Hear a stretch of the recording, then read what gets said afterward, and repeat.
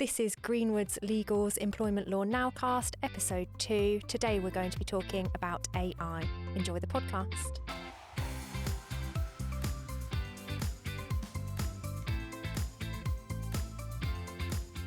Hello and welcome to episode 2 of our Employment Law Nowcast. This is the one where we're talking about AI or artificial intelligence. I'm joined again today by John Macaulay and Keith Williams. They're both partners in our employment team.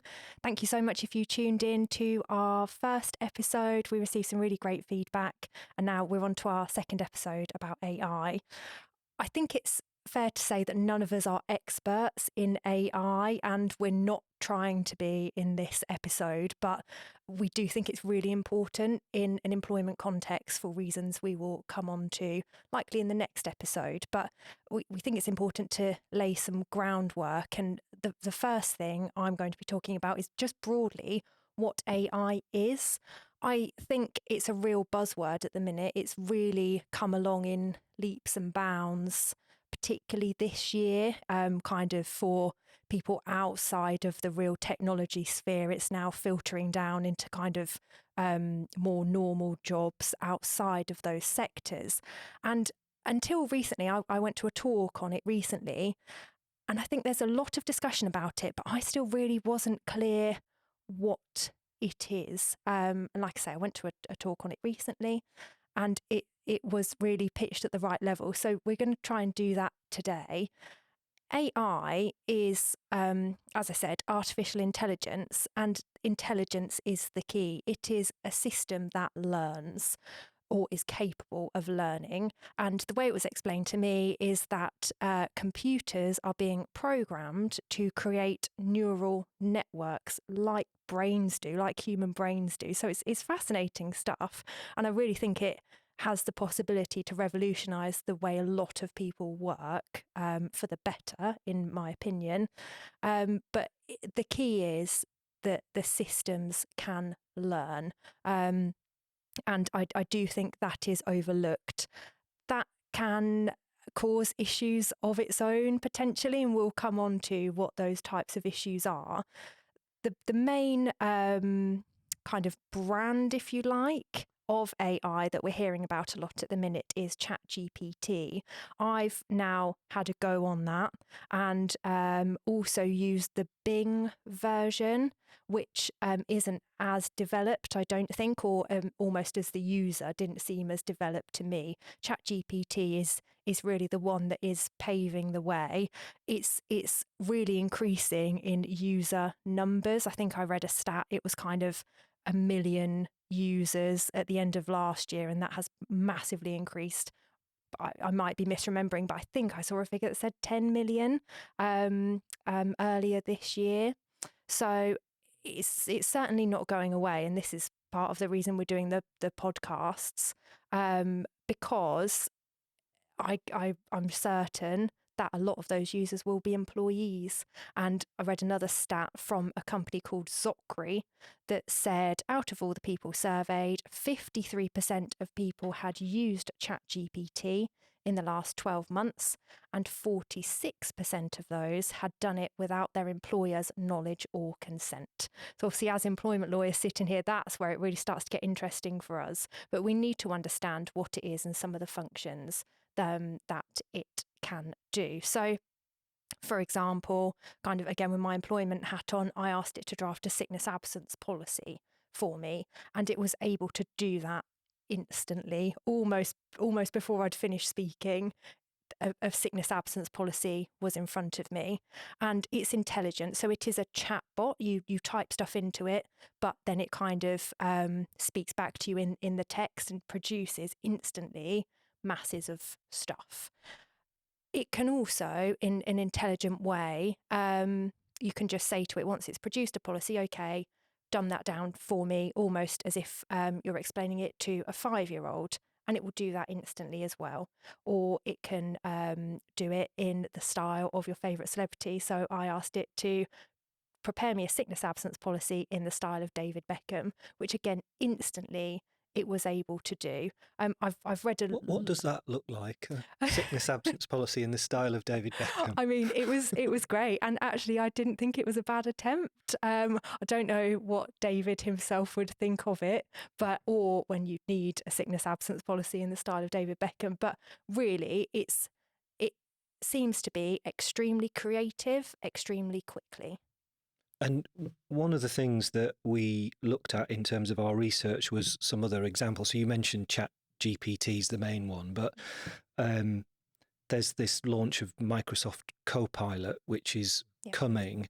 And again, I looked at some examples of that, and that idea of it can produce something really, really quickly, and then it can change it into a slightly different format, or if you think it's too formal, it can be more informal. And again, it generates things almost instantaneously. So the applications of it are just huge. Yeah, it's interesting, isn't it, that all of whether it's ChatGPT or Copilot, they are really careful in all of the introductory stuff, and when you're using it to sprinkle in things about it, producing a draft and how you need to check it and things like that. So they are being very careful, probably with the backing of their own lawyers, to ensure that people aren't going to be able to blame them when it's all gone terribly wrong and the thing it's drafted hasn't worked. So, but yeah, the speed with which it can just create stuff, and I think it's by no means perfect, but it's a pretty credible first effort, isn't it, when it's produced something? Yeah, I think you're right. And I think you've hit the nail on the head there, that absolutely there needs to be an element of sense checking it. I have read that with all things AI, it is only as good as the data that has been put into it. And it needs good data, ideally unbiased data, if you want an unbiased result, and a lot of it. I think we're going to touch on it kind of in the future, more examples of potentially how that data is used, or whether we know about that really. But it absolutely does need a sense check. And I think I've read that the data that is in ChatGPT at the minute is only current until about September 2021. So I asked it when I was researching for this podcast something about the current war in Ukraine, and it didn't know, which is strange, really, because obviously it's such a huge global issue. And if you Google it, it is all over Google. Whereas this kind of piece of software is not quite there yet for something even as major as that. So I'm not sure when it will become more updated. I'm sure it will. But yeah, there is absolutely an element of September 2021 was a little while ago now, and there are some real fundamental things happening in the world that it doesn't know about yet. Yeah. Yeah, I mean, I think coming back to the point about it being a first, it's kind of a good opportunity to have a first draft of something. As you say, I in the research I did, it's littered with the idea that what it produces is something for a human to check, a human to look at, and a human to develop. So the example that was given in Microsoft Copilot was the presenter's daughter was graduating and wanted invitations sent out for a graduation party. And so Copilot went away and drafted the invitation. It went and sourced photographs for the presentation they were going to do, all of this sort of stuff. But then there was very careful reference to the fact that the presenter themselves then went in and amended it and thought that wouldn't quite work for my daughter, so I'm going to change it to this sort of thing. So I guess one of the issues which we'll come on to talk about in a bit more detail will be if employers don't know that an employee is using something like ChatGPT, will that checking process actually happen? So that's one of the key things that we just need to bear in mind, because that's absolutely one of the key messages that you see with all of this AI. Yeah, and one of the things that's kind of hit the headlines on the use of AI for work purposes is I picked up a story about a judge in Pakistan that had used it alongside his own work on a bail sentencing case, and um, put in the information about the particular defendant and all of the circumstances, and essentially had the and this was ChatGPT, had ChatGPT essentially shadow his decision about what he would decide about this particular bail hearing and whether the individual would get bail, and that's time periods involved and things like that. And as you might imagine, he was very careful to make it clear that the actual outcome of the case was his own decision. But he did make the point that what result the AI came up with was a very sensible, credible result that was an entirely appropriate one. And the reason he gave for doing this experiment was to see whether in the future it could actually reduce the burden on judges in their legal system, and whether, reading between the lines, ultimately you might get a situation where, if not the final decision being made by AI, then could the reliance on AI be sufficiently credible that a lot of the work could be done and then still checked by a real live judge, but with some of, if not an awful lot of the groundwork being done by the AI.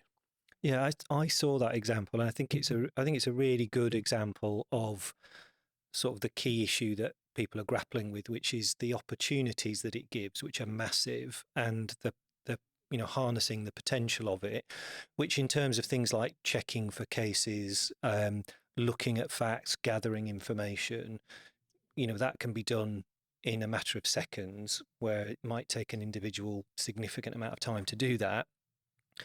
But then you've got the issue of when you first read that a judge has potentially used AI in some sort of judicial capacity. I don't know, my immediate reaction was, oh, hang on a minute, something can't quite be right here. And hence, as you say, he's very careful to say that it was used as a sort of test, if you like, and he made the actual decision. But you can see how if you used the sort of human mind and the AI together, the implications of that and the power of that are really significant. But it's making sure that they are being dealt with together, really. I was wondering as well, kind of leaping ahead maybe a bit, if these kind of decisions, or if AI is used to almost assist with these kind of decisions. That example there was a bail application, but looking at the kind of area we work in, there's often an employment tribunal panel, for example, in cases that involve discrimination, with a legally qualified employment judge and 2 lay members. And I know I've had experiences where the cases, final hearings have been postponed at short notice because the whole panel isn't available. And it can be quite difficult sometimes if you go to a hearing and then you reconvene for the remedy judgment, getting that same panel back to deal with the remedy. There are a lot of delays in employment tribunals, as we know. It varies around the country, but could this maybe be the first steps in kind of alleviating some of those delays if we can start to rely on AI a bit more? Either, I don't know, I can't imagine them replacing the judge or one or both of the panel members. I don't know. Have you got any thoughts about that? I think human nature is such that inevitably, once people start to become familiar and feel that they can rely on AI Yeah. to do a good job, and we may not be anywhere near there yet, but there must be, call it what you want, an opportunity or a risk or a danger that certain roles could be taken by AI instead of human people. And in every circumstance where you see this sort of thing being spoken about at the moment, the people are very quick. So there's actually an AI employee out there in the world. A company called February have come up with someone called Avery Ingram, who slightly controversially is presented as a sort of white blonde woman who can do your coding for you, sort of be an AI IT support person. And And they are very quick to say, but don't worry, this isn't going to involve anyone's jobs being lost. This is someone who would work alongside your employees, but just do the sort of mundane, more routine stuff, leaving your employees free to do the more interesting stuff. But you can see there must be the opportunity for some mission creep there, because right now people are doing that mundane stuff. And if you've got chatbots in there who can do the mundane stuff, potentially better than an employee, because they can do it quickly, more accurately, then as much as people might say there is no risk right now of humans being replaced by bots and losing their jobs, you can see it's not rocket science to think that give it 2, 5, 10 years, we might be in a slightly different situation. Yeah, I agree.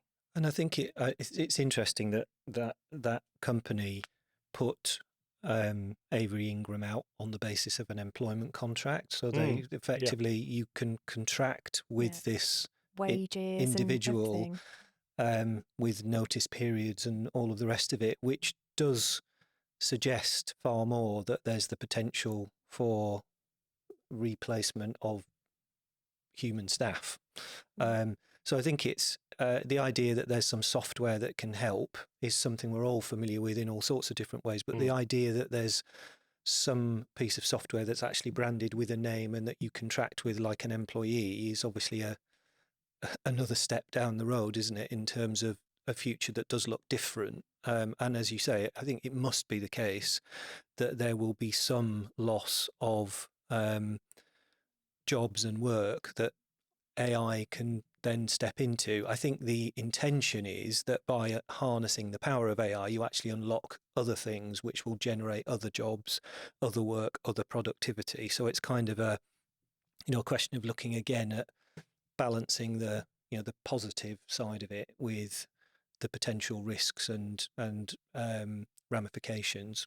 I saw an article on the BBC recently that I think there's been a bit of discussion about whether AI will assist human employees. It seems weird even saying that, doesn't it? But assist human employees with burnout, and whether if we can kind of get AI in to do the really monotonous, repetitive tasks, then employees will feel less burnt out, because that is the kind of the nature of those kind of jobs is what leads employees to feel burnt out. But the BBC article, I think, came to the conclusion that probably not, because the monotonous tasks would be taken by AI, and it would leave the employees to take on even more technical, complicated stuff. So yeah, there's that to consider as well.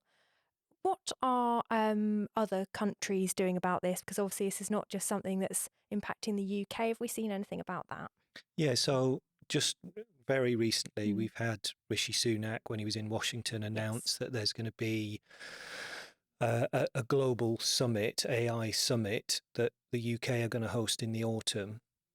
And it follows on from a number of concerns expressed by key people in the AI world who are themselves suggesting that we need to pause in terms of the development of AI. And it's largely around that same point of we need to make sure that as it develops, we're appropriately dealing with the safety of what's being developed. And so Rishi Sunak is really keen for the UK to take a lead role in that. The intention is to kind of to bring together sort of key stakeholders, people who are at the forefront of the technology, and then look at how we can develop and harness the potential whilst making sure that it's being developed safely. And then on the back of that, there was a sort of joint announcement between the UK and the US, where it was indicated that they would create a kind of new agreement to kind of take forward the sort of partnership between the UK and the US with 5 particular pillars. And in particular, they're going to look at AI and the development of that technology as part of that. So I think certainly the UK government is really keen that we take a really strong role in that particular area. The EU has looked at developing legislation in relation to it. But I think the view currently, the last sort of indication I saw, was that it probably wouldn't be until maybe 2.5 years before we might see that legislation. That's And a obviously, long time, considering how quickly exactly, it's moving. I mean, it's moving so rapidly. And the statistics that you mentioned in terms of users of just one type of AI, ChatGPT, and that's before we get Copilot officially launched, etc., etc. And Copilot is effectively, as I understand it, going to be embedded in virtually every Microsoft system.